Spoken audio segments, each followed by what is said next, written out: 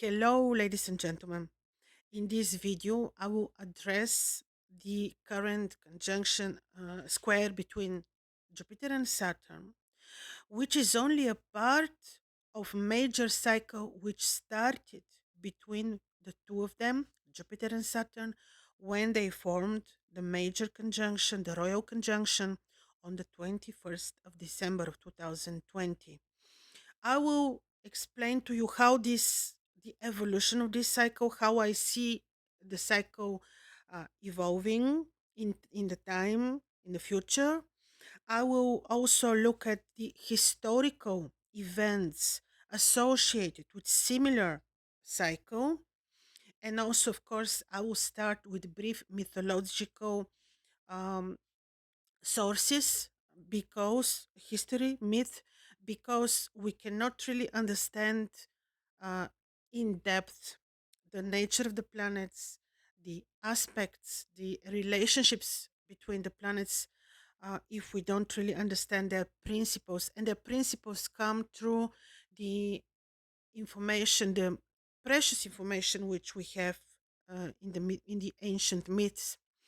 As usual, I will briefly address the Babylonian and then the Greek myths, the old Greek myths, so that it makes sense to us. Um, of course, when we look at such cycle, we look at the beginning and then we see the evolution of the cycle, which is enhanced with the aspects which the two planets are forming. So it is like basically the logic of the following the cycle of the moon. The moon makes conjunction with the sun, then you have the first lunar crescent when the moon appears out of the conjunction. Then the moon progresses and you see the square between the moon and the sun, then the trine, then the opposition, then the other square, and then the new conjunction. So this is basically the path of this cycle. This is what we will be looking at. And such cycle has very long lasting impact duration on the world. So on 21st of December, Jupiter and Saturn met. This happened in the very, very beginning of Sidereal Capricorn. It happened actually in a very unique way. As you remember, they formed one star, like they looked as if they're one star. And this was maybe, we are not absolutely sure. I have such some doubts. This is called the Star of Bethlehem. It is believed that when this conjunction happened, Jesus Christ was born. I have reasons to doubt that a little bit, but I don't doubt the importance of this conjunction. The conjunction happens not that rarely, but the visual aspect of the conjunction, like the two stars looking as if they are one, this is happening once in approximately 800 years. So this is how the cycle of Jupiter and Saturn started, with unique conjunction. This proceeded in February. Later on, this was followed by um, Saturn Pluto conjunction, also something very major. But this I also discussed in separate video. I don't want to repeat it, but this only enhanced the power of this conjunction and the major impact on us, on people on Earth. So they met, Jupiter and Saturn, and you saw. I don't have to remind to you. Every person on Earth remembers what happened in 2020, 2021. Major awakening, along with major dramatic events for us, for the human beings. Doesn't matter that they were orchestrated. They were orchestrated. We understood that, most of us, and still it was dramatic because, yes, it was very unpleasant. Anyway, before I continue with the further evolution of this beginning of this cycle, with this new not new cycle, let me briefly tell you the importance of the principles which the two planets carry. If we go back to ancient Sumer, and if we first look at the nature of Saturn as he's represented by the god Ninurta, I can tell you the principles that he would carry were very important also then, because he was son of he is because this principle still exists as long as we apply it. So he was son of Enlil, Enlil, Anu, Ea. You know the three gods with who are associated with the creator of the human beings. And he with this he is very high on the hierarchy on the pantheon of the Mesopotamian gods. Ningirsu, they called him as well. He was a patron of major cities, like Lagash was one of them, of Babylon. And he was the translation of the name is more like god of earth. And you know the earth principle of um, Saturn. You know that he's related to stones, he rules mountains, he's very much associated with earth. Also, he doesn't have real, I did at least I didn't find such proper, very, very prominent connection between him and Jupiter, as Jupiter is the god Marduk, who was the patron of Babylon. Again, major divinity who actually saved us from the chaos and is considered to be friendly to people. Now, Saturn was really about the irrigation systems, even the sweet water, Ninurta or Ningirso. He can be also associated, the god Ninurta, with the morning star appearance of Mercury, but also of Perseus. He has this warrior aspect in him, which we expect to see more in Mars, in Nergal. But Nergal has it separately with more evil and aggressive appearance than Ninurta. So this is about the ancient principle of Ninurta, who rules Earth, irrigation system, who actually was used for protection against black magic and healing. And also, this is how I use him for the creation of in my talismans, because this is the energy and the principle which Ninurta carries, protection. So his nature was more benevolent. Also, he managed to destroy Anzu, the bird, which the demonic bird which stole from Enlil, from his father, stole the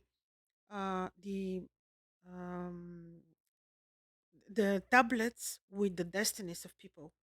And he has many good, um, many very actually benevolent roles for the human, for us the humans. One of but also he allowed the big float. He opened the gates and the big float took place on Earth, because he's so much associated with the karma. This is not mentioned literally so, but he is, and he is about wisdom, and people wouldn't fear him so much as we do now, because now when they're Saturn in return, they're so afraid. Maybe we shouldn't be that afraid. And then when you look at Jupiter, who is represented by Marduk, Jupiter is very benevolent, very much associated to wisdom, benevolent influences. He is about, um, of course, abundance. He is about, um, yeah, also protection, because he protected us. Remember, he is about blessing and so. When we say this, and when you understand a bit the nature of both, and when you see them in conjunction, when we apply the Babylonian principles, we don't see them really forming planetary war or being in conflict, but certainly, uh, Jupiter, with his nature of blessing, empathy, peace, abundance, can have good influence on Saturn, who is considered to be more malefic. Of course, who is more powerful? Who was more powerful when this cycle started? Saturn, because he was in his own kingdom, which was Capricorn. So Jupiter didn't have so much of power to soften or to suppress the difficult energies of Saturn, and we need to, admit that. So this is how it all started. Great importance, cycle of once in 800 years. The two gods, patrons of cities, um, gods of great importance on the hierarchy, on the celestial hierarchy met. If we apply the myth, which is more recent, of course, of the Greeks, but the Greeks rewrote the Babylonian myths, applying their own cultural aspects on that. So Zeus is son of Kronos, which is Saturn, and Rhea. Kronos and Rhea are brothers and sisters. At that time, Kronos was eating all his children. Therefore, when Jupiter was born, they hid him in a cave. And when the baby was crying, they would make noise to the sky so that they can hide his voice. And they hid him because it was Cronus was searching for his children to eat them because of a prediction that he knew about, which is that his children will take his throne and will destroy him. So indeed, Zeus, Jupiter grew up and he started war with his father Cronus. He managed, and when he managed to capture Cronus, Jupiter closed him in Tartar, which is the Netherland, the under the Netherland, and he cut him in millions of pieces. Then the story continues in multiple ways. Like one is that from these pieces, Aphrodite was born. The other story says that from the semen of Uranus, Aphrodite was born. So you can hear different versions of that. But anyway, Zeus locked Kronos in Tartar, and Zeus was ruling. Saying this, you can see that they both are not in a friendly relationship. This is according to the Greek myth, so which is more recent, a little bit more applicable to our times. And you know that sometimes what we believe in happens, so we give life to the negative or to the positive aspects of myths as well. We need to remember this is major. This is why it's so important for us to know our horoscopes to understand what is going on so that we can apply our will, free will, and change things because we create reality the same way we give life to such myths and we apply them to our reality in more positive or more negative pattern. So with this common belief of people that this conjunction is very negative, it is not very friendly indeed, but of course, it is very much up to us how we apply these aspects on our lives. So, Jupiter and Saturn, as Kronos and Zeus, father and son in war, met in conjunction. And now they're forming a square. And in this square, many other planets participate. So, in this square, Jupiter, Mars, and Uranus together received a square from Saturn. And this square, historically, let me tell you what happened. I was checking. I tell you what happened. First, let's go back to very recent times, which all of us remember. When, for the first time, this conjunction happened, Jupiter and Saturn formed conjunction not with such major importance because it was not the so called Bethlehem star, but Jupiter and Saturn met in the 28 degrees of Aries, where Jupiter has a little bit more power because in Aries, Jupiter is in his own triplicity and Saturn is fallen in Aries. This happened on 26th of May of 2000, year 2000. What happened around this timing? When the conjunction was not yet exact, major burst of stock market bubble, Nasdaq crash. This is what I found. This is total market crash, which was happening around the time of this conjunction. Then we continue to the square. The square, which took place on the 25th of October of 2026.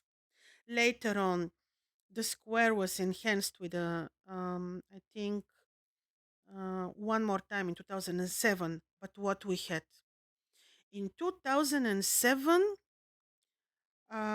we had global financial crisis, which was announced. And you remember about this crisis in 2007.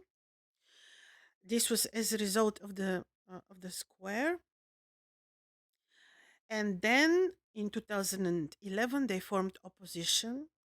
And you see, and then in 2013, in December 13, they formed the trine. The the square is, of course, the more malefic aspect. You have the first, like now we had the conjunction. Then now as we speak, we have the square between Jupiter and Saturn.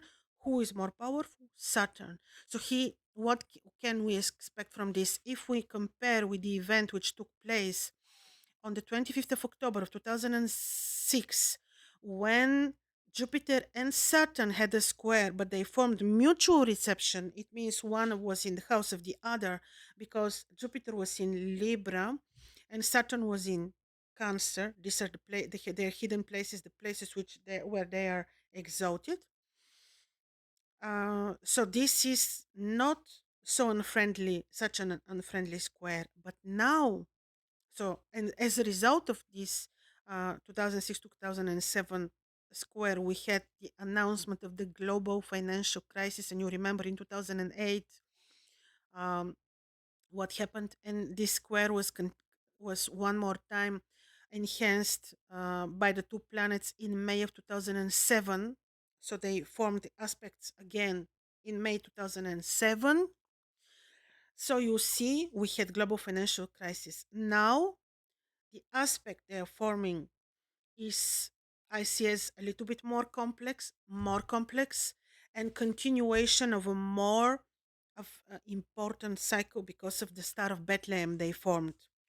And again, in this square, Saturn is more powerful, because when they formed the conjunction, Saturn was in Capricorn. Now Saturn is in Aquarius, where also he has major leadership in. So I see this as major beginning of major changes.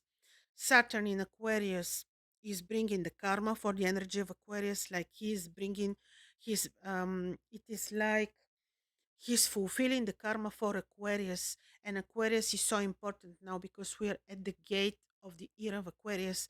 Like the new, the new is coming, and Saturn, who is related to the tradition, to the it is changing in order to bring new rules, new tradition, if you want.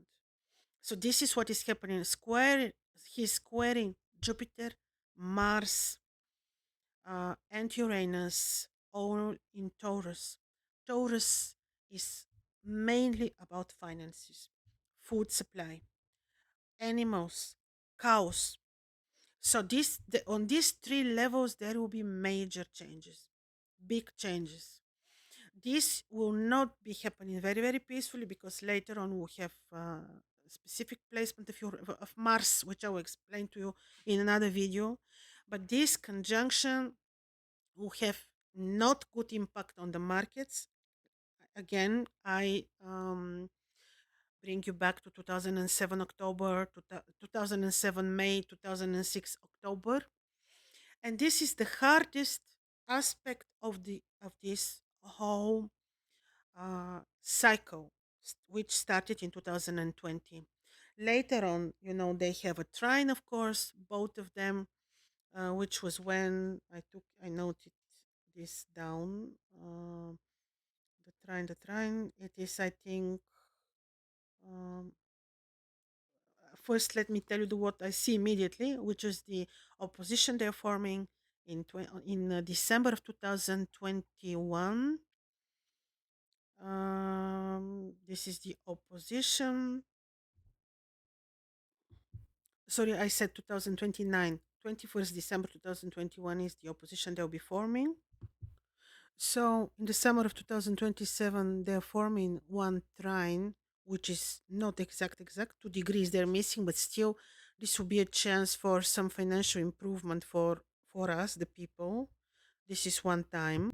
And the exact trine between them is happening in August of 2026, which actually I see as something good because Jupiter will be exalted and will making a trine to Saturn, who will be in Pisces. This is good because this is showing a little bit better financial developments and peace because Jupiter is the peacemaker. He will be very powerful, exalted.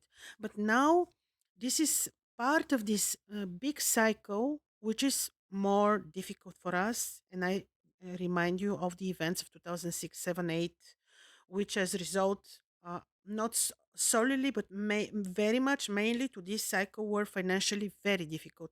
Now, I expect similar developments, but with hope of the 2006 to 2026, 2027 uh, again aspects of this very same cycle, which continues with the opposition in December 2029, and they will form also second square, and in 2036 in February another square, which is less malefic as the first square. This is in 2036. Expect another financial market clashes, and then finally they make conjunction to make first closure of this cycle in November of 2040. So as you see, we're talking about something um, mighty, powerful, rare, unique for our time. If I will be looking at the 12 ascendants, what impact this will have on you, it makes not so much sense because this is major, very global. Um, See, and it will be very general if I look at the 12 ascendants as I usually do. Why it will be general? I tell you, because yes, indeed, this is happening on axis of great power and this is affecting immediately the axis of Taurus, Scorpio, axis of money. It is affecting the axis of Aquarius, Leo, which is axis of power, great spirituality. And yes, indeed, this is another level of our awakening of our spirituality. We need to admit that.